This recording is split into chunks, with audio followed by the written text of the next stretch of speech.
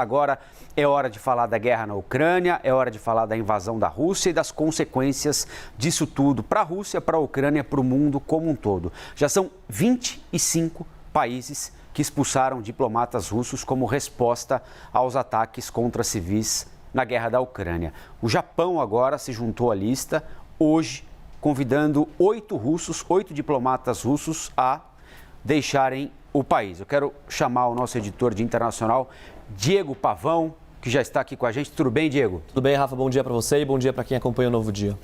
A comunidade internacional reagindo, especialmente depois da divulgação daquelas imagens da região metropolitana de Kiev, civis mortos, os corpos amarrados, sinais de tiros dados a curta distância, né? Calçada, vala comum, enfim, um negócio terrível. E essa onda de reações tende a não parar, não é, Diego? Pelo menos a impressão é essa. Exato. O que a gente tem visto, na verdade, é um efeito cascata, assim, né? Começa um país, depois vai o outro e, como você disse, agora 25. Só no contexto europeu já são 340, mais de 340 diplomatas expulsos até agora e isso vai sim crescendo. Tem sido a arma do Ocidente, de outros países também, para mostrar essa insatisfação com a Rússia, só que o fato é que isso vai aumentando a distância da Rússia entre os outros países, vai deixando a Rússia mais isolada e com certeza aumenta a tensão. Ontem eu conversei com o professor de Relações Internacionais, o Leonardo Trevisan, da SPM, e ele me explicou qual é o recado que isso passa na diplomacia. Vamos acompanhar a explicação dele. Passa uma mensagem de que eu não estou gostando do modo como você está me tratando. Esta é a mensagem exata. Tá? Então, de alguma forma, é como se você pegasse o filho do teu vizinho e dissesse para ele: eu não quero mais que você brinque com meu filho. É isso. Né? Eu ainda não vou brigar com você, tá? Eu não vou, de alguma forma, dizer que você não quero mais não te cumprimentar. Eu só estou te dando um recado. Olha, eu não quero mais que teu filho brinque com o meu. É um recado, mas é um recado que, de alguma forma, tensiona demais a situação e é evidente. Quando você expulsa diplomatas, fica mais longe a mesa de negociação. Fica mais difícil um processo de você entrar numa situação de conversa para que a guerra efetivamente encontre alguma solução. Isso é bem importante, né, Diego? Porque ao mesmo tempo em que o mundo não pode ser complacente com o que está vendo, não é? E tende a avançar nas sanções, a mesa de negociações vai ficando vazia, né? E aí quem é que vai conversar com a Rússia, né? Exatamente. Delicado. Cada vez mais difícil e a tensão cada vez maior.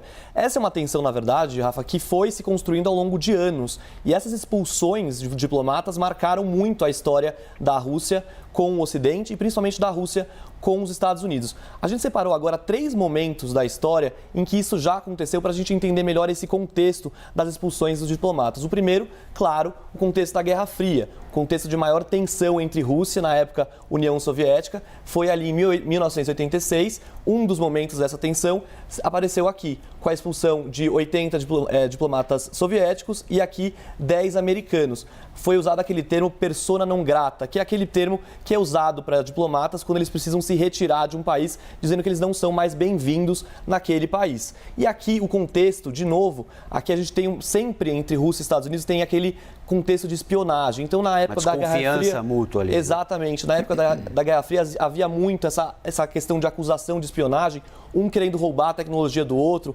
tecnologia nuclear, tecnologia militar, de mísseis, tecnologia espacial também, né? Existia também essa questão da corrida espacial no contexto da Guerra Fria, então isso era algo que marcou muito. E é importante a gente dizer também que essas embaixadas, consulados, unidades diplomáticas, parece até coisa de filme de agente secreto, mas isso tem registro sim na vida real. Essas unidades costumam sim abrigar agentes de inteligência que às vezes no papel aparecem como diplomatas, mas na verdade são agentes de inteligência, né? Agentes secretos, espiões.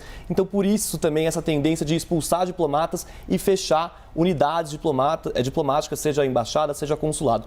O próximo momento que a gente separou foi a eleição americana, a eleição de 2016, eleição que terminou com a vitória de Donald Trump. Então, Aqui a gente teve 35 russos expulsos. Foi uma das últimas cartadas, vamos dizer assim, do governo Obama, logo depois que o resultado foi anunciado.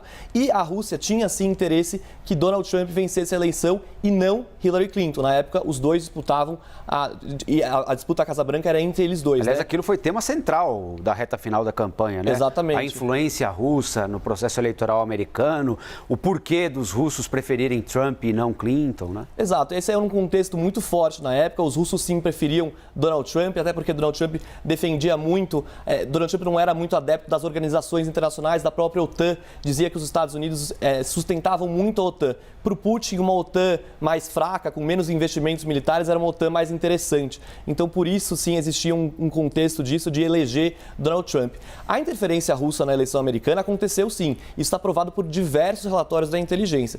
O que nunca foi provado, o que ficou meio em aberto, na verdade, era se a campanha Donald Trump, na verdade, tinha conspirado com a Rússia para que a Rússia vencesse, para que Donald Trump vencesse a eleição de 2016. Isso sempre foi deixado em aberto, nunca foi provado efetivamente. Mas aqui também foi um contexto importante de expulsão de diplomatas, gerou sim uma crise, um desconforto internacional da Rússia com os Estados Unidos, mas também de outros países, principalmente por causa desses ataques cibernéticos, né? A Rússia não interferiu de forma a manipular a votação, a contagem de votos, mas interferiu sim de forma a mostrar ali fake news sobre candidatos e favorecer um candidato ao invés do outro. A gente tem um terceiro momento que a gente vai passar rapidinho agora para mostrar, que é aquela, talvez você lembre também, Rafael, aquela história do espião envenenado no sul da Inglaterra, né? O Sergei Skripal e a Yulia Skripal, pai e filha, foram expostos a uma arma química, uma das armas químicas mais poderosas já desenvolvidas hoje, uma arma química muito difícil de ser detectada.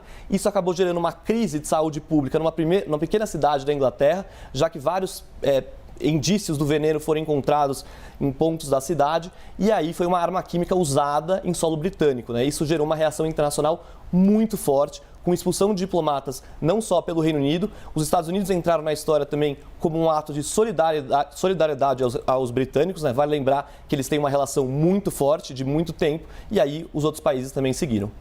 Muito bem. Diego Pavão, com detalhes aqui sobre a crise diplomática que vai, de certa forma, alijando a Rússia de negociações que podem levar a um cessar-fogo ou, na melhor das hipóteses, na mais desejada delas, ao encerramento da guerra. Só para encerrar, hoje os principais interlocutores de Putin são Macron, Erdogan, mais alguém?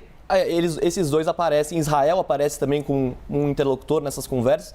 Importante só fazer um adendo aqui em relação ao espião envenenado e a interferência na eleição, para a gente deixar os dois lados equilibrados. A Rússia sempre negou que interferiu nas eleições americanas e nega qualquer participação no envenenamento do espião lá na Inglaterra. Valeu, Diego. A gente segue acompanhando tudo sobre a guerra na Ucrânia com o nosso time de internacional aqui na nossa redação, com a CNN Internacional e com as nossas correspondentes nos Estados Unidos e na Europa também.